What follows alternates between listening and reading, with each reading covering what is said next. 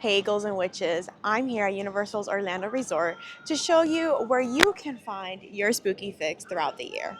If you're like me, between HHN seasons, you find yourself like missing the fog and missing the vibes of the spookiness in general. So I'm going to show you guys where I go throughout the parks, both Universal and Islands, to get my quick spooky fix in.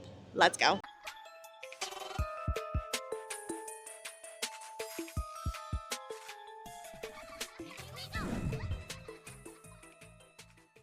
The day I'm recording this, there is still Mardi Gras happening. Mardi Gras has a bunch of spookiness tied in with it in general, but I feel like that is a cheap out. So we're not going to be focusing on the Mardi Gras stuff that goes with the spooky. We're going to be doing everything that is year round around the park. It's definitely a busy day at the parks. The line to get into the park was a little insane, but we are in. I'm wearing, it is Mardi Gras themed, but I am wearing a spooky essence here. Got my little boo medallion for Mardi Gras going to keep with the theme of today's vlog. I'm currently heading down the Hollywood section of the park to get to the first stop on the year-long spooky tour. I can't blame the crowds with it being spring break, and also what a gorgeous day it is. It's a little chilly. I'm in just like a little like crop top and skirt. I should have worn like a little jacket, but it's such a nice day out for Florida. It's not too humid just yet. Nice and chilly. A great day for a park day. So our first stop is gonna be no other than the horror makeup show. I love the horror makeup show. It's so cute. Not just the show itself, but inside the wait area is a cute little museum on Universal's history with horror that I'm gonna show you guys. I'm pretty sure I've shown this in past videos, but I just love coming in here, even if I'm not even catching a show, just like seeing all this. Like, look at it. It's a mix of Psycho, Halloween, Jaws is in there, Universal Monsters are in there. Oh, I would love to put this just on my wall. If you know me, you know I love this little section right here of my Phantom baby. Look at him. That is Lon Chaney as Phantom, and as the Hunchback right there. We have, I believe that's a replica of a mask worn in the Phantom film. Look at him. I love him so much. And we also have like Dracula in here too with his brides. Some prop replicas in here. Some artist renderings of the set. I gotta say what's up to my boy here. I love him. He's my absolute favorite. Just look at him. How can you hate him? He's just a little guy. We have a replica of the Frankenstein monster prosthetic used in the film. Look how thick that forehead. That's a 5 head right there. Look at that. But also some stills. This is with Mummy. How they put all those prosthetics. There's the bride down there with more stills. Look at those stompers. Oh my goodness. Where do I get a pair of those, honestly? Ugh. Look at them. Here's the Wolfman. Lots for the Wolfman here. That's another one over there with the Mummy. Ugh. It's just so cool seeing all this stuff. I feel like I've seen it so many times, but it gives me the nice warm feeling, you know? There's our creature. Look at him. Constantly going on a rant on how the creature needs a house at HHN, but it needs to happen. I was really kind of shocked when it didn't happen last year, especially with the death of one of our creature actors. But I feel like it's time. You know, it's just time, especially with all the Easter eggs Universal has around of Gilman lately. Like, he's featured all over the tribute store for Mardi Gras. Go back to the Mardi Gras video to watch that. It's just, I feel like this one they're just playing with us. Here's some more recent horror, I guess not really, but you know, less Universal monster. This is Alfred Hitchcock's work. This is Psycho. Yeah, fun fact, in Psycho, the blood was actually chocolate sauce, basically, chocolate syrup. It was a black and white film, so they didn't really need the color as much as they needed the consistency. We have not Frankenstein, but the monsters. Amazing. Kind of a hot take, but I really enjoyed Rob Zombie's Monsters remake. I know he kind of got a little hate for it, but I enjoyed it. Sorry. Here is a replica of one of the, I guess, masks you can say, used from It Came From Outer Space. technically a universal monster, I guess you can say. This table focused like on like the special effects makeup kinda. Here's a lot of hunchback, like a Quasi. Oh, poor Quasi. I love him. He probably comes like a close second after Phantom for me. Hunchback merch. That's just the first half of this little museum. I'm gonna take you guys to the second half, which is more of our modern horror and actually a little bit of HHN as well. Here's a little Spielberg section with Jaws and Jurassic Park. Yes, Jaws is a horror film. I feel like Jurassic Park can also be argued as a horror film, like a creature feature. So it does scare us and have jump scares. Ah, raptor. Here is some Michael Myers from Halloween, some Chucky, some Mummy back there. It is a horror makeup show. They do kind of talk about like prosthetics. So the Grinch is featured in here. He's obviously the Grinch is not a horror film, but the prosthetics used here are kind of similar to what they use for like other horror films. They do feature that here. There is American Werewolf in London. Such a good film. I feel like that's one of my comfort horror films. I feel like I can put that on and just like chill for the day. That's how you know you have traumas when you put on a horror film as a comfort film. Who else is with me? Comment below what your comfort horror film is. Here's a replica of The Thing.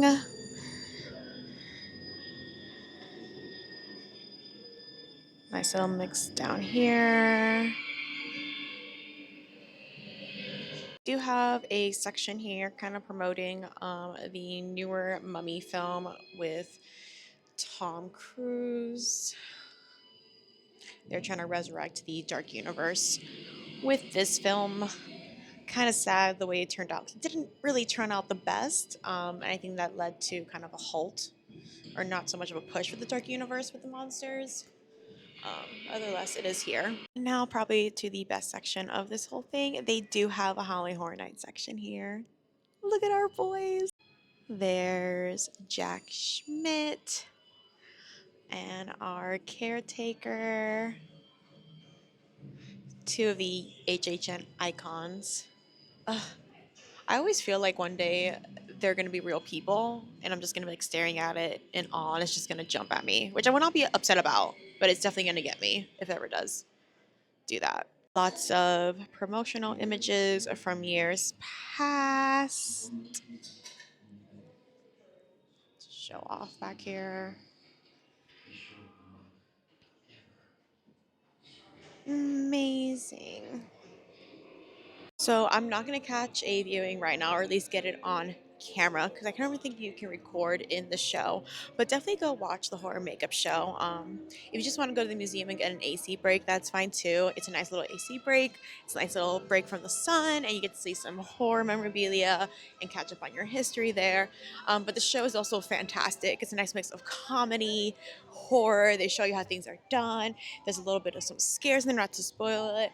It's just a fun time. It's definitely a must do whenever it comes to Universal. We're going to backtrack a little bit and go back to Hollywood and do a little window shopping. Hate the glare. I'm trying my best, but this creature window display actually just popped up recently.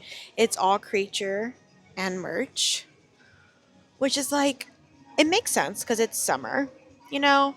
And he's like aquatic, I guess. But why are we getting so much creature if no creature at HHN? You know? God, I hate the glare. Yes, I feel like typically the creature is brought out sometime around this time of year for the summertime. But I feel like it's just, oh, it's two of the windows are creatures. Like, come on. Come on. Come on. Fun fact, I'm pretty sure that is the chair from the Monsters Cafe because each monster had their own chair in there. Oh, bring it back. I love him.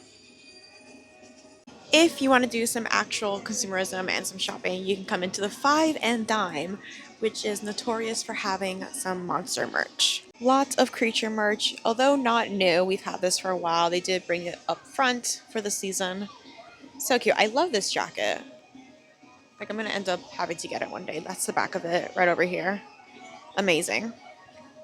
But lots of creature merch. all around. Like every Florida resident has to have a hat like this. I just got one recently that I won at a festival, but everyone has to have a hat like this. And why not get one for the creature?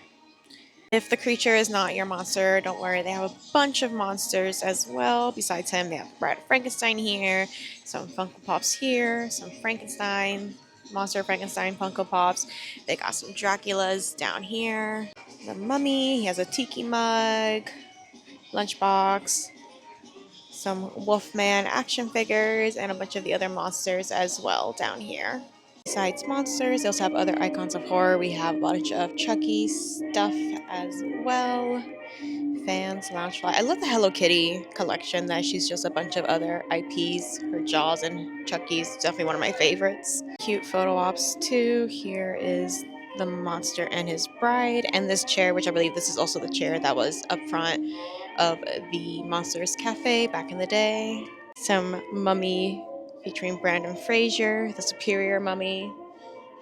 They even have the Care Bear Monster Collection, which is amazing because I dropped the ball and didn't get it when it first dropped. So I'm happy they are here, which means I can also probably get my annual pass holder discount on these.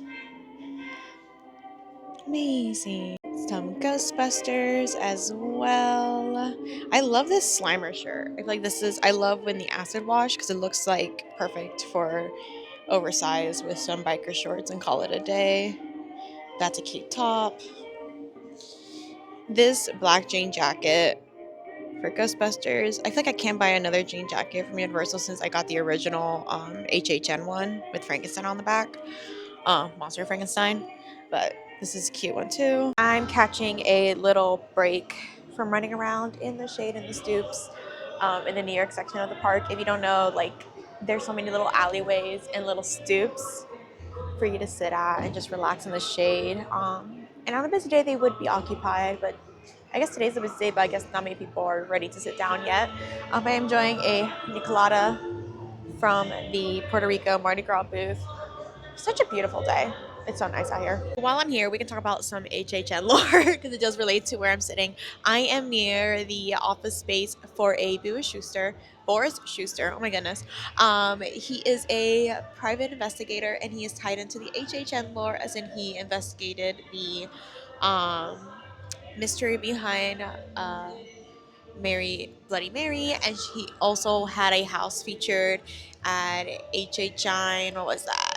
29. It was our last house inside the RIP Shrek Theater. But he does have an office space here, which I'll show you once I get up, as well as there are like window displays that HHN sometimes utilizes to drop some hints and also just like tie in HHN lore to the upcoming season. We had a fortune teller that went missing from one of these windows. We had like a bunch of like props placed inside to like kind of hint out what was happening for HHN that year, which is always fun. So I always make it a point to pass by these windows and check it out. But I'll show you guys that once we get up here. First, gonna take a look at the Madame Basil window. She is in there. Again, the glare is awful, but she is right in there. I don't see anything too different going on in there. And then we're gonna back up a little bit to get a look of the office space on top of Madame Basil's little storefront. There is Boris Schuster's private investigation office. There is a cryptoid right there with eyes lit up. I'm not sure if you guys can see it too well. Let me see on the side. Not much going on there, and nothing on the other side either. But that is generally where I start peeking closer to the event. That's where the Easter eggs will appear and all that fun stuff. So now you guys know. Come check out Boris Schuster's office front and Madame Basil for some Easter eggs and hints to the upcoming HHM. Our next stop takes us to the Revenge of the Mummy ride. We will not be getting in line because I can't really take camera into the queue even if we don't ride it. But if you go to Sahara Traders, there is still lots of spookiness to be had there.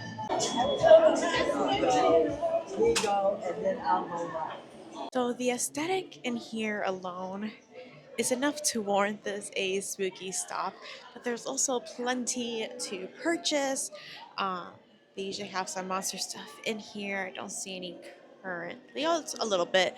And some HHN stuff here as well. There's some candles up to grab. I'm pretty sure some of these, if not all of these, are candles that were featured in past HHN. There's the Fall Hallows Eve, Sahara Sunset, which is more mummy theme, Dark Spells Cider. There's Phantom's Chamber. I believe that was during HHN. What was that? 32 when we had the Phantom of the Opera House, the Monsters Unmasked House. Is the gift shop for the mummy ride. The ride lets out into this gift shop, but there's lots of spooky Egyptian mummy stuff going on here. Quick look at that monster stuff that I mentioned being in here. Kind of similar to what you'll find at Five and Dime, but the aesthetic is a little more fitting. It is spooky mummy theming going on. Boy, this is really cute. Wow. That shirt in particular caught my eye because if you guys know, Sir Henry's announced their next coming haunt, which is a Western theme haunt. And what's more Western theme and spooky theme than a skeleton cowgirl? So cute. I might have to get it. This is a gray Boris Karloff mummy. Stagnant figure. Looks just like him. Sahara Traders kind of also lets out into the arcade. There is a Ghostbusters claw machine with some Ghostbusters plushies to win in here, kind of fitting our spooky theme here, as well as a claw machine with monsters plushies to win. We also have a claw machine with Beetlejuices to win. Beetlejuice was featured in past year as an IP house. All right, gang, we're going to head over to Islandside to check out the last bit of spookiness to be had year-round here at Universal Orlando Resort. We've seen a bunch already at studios, but there's still more to be had at Islands. Let's go. While we're here, we can talk about the latest speculation for HHN 34. HHN Insider Legacy did let us know the latest speculated IP coming to Halloween Horror Nights is none other than Scream. If I had a nickel every time Scream was speculated to be coming to the event, I've had a few nickels. Apparently speculated to be Scream 5 and 6, so not the newest one to be coming out, I believe, later this year or next year. But it's going to be with Melissa Barrera and Jenna Ortega, those last two ones. I feel I would like to see it come. I just feel like we haven't had a Scream house itself here at HHN. We almost had one in HHN 25, but it was scrapped last minute and replaced with a last minute Purge house. Ghostface has been featured at the event a couple times. Check out my latest episode of the Haunt Girls podcast to go into all the history of slashers at HHN. But this will be the first time Scream gets its own house. So how do you guys feel about that? How do you guys feel about the Scream franchise finally have its own house at HHN? Let me know in the comments below. All right, folks, we have made it to our next spooky spot here at Universal Orlando Resort. It is the All Hallows Eve Boutique. This is open year-round at Islands of Adventure. They do have seasonal overlays, but it's always spooky all the time, 365 days of the year. Now it's probably a Mardi Gras overlay of the store, but it is always spooky here. Oh my goodness, so much Mardi Gras. Lots of pumpkins and spooky. I'm trying to go around the Mardi Gras stuff, but it is always like this year round. Oh my god, is that a kitty witch print? Hold on. It's a girl and I'm gonna need this. It looks just like me and my arrows, baby. Oh my goodness. Yeah, you're coming home with me. Always have some fun horror themed t-shirts. Look at these pajamas. Wow. HHN merch does live here as well. If you don't have an annual pass or you're not a TM, you can get the discounted candle and Little Boo mug here. Little Boo mug is $12.99 and the skull candle is $16.99. Lots of witchy stuff here as well. Some sage if you need a cleanse. Some cute little decorative bottles, some coasters. If you are an HHN fanatic like I am, you know exactly where these pumpkins came from. Their first sighting, I believe, were during HHN 30 in the Sweets Revenge Scare Zone, and they have been made appearances every now and then at HHN, but now they're here at the All Hallows Eve Boutique.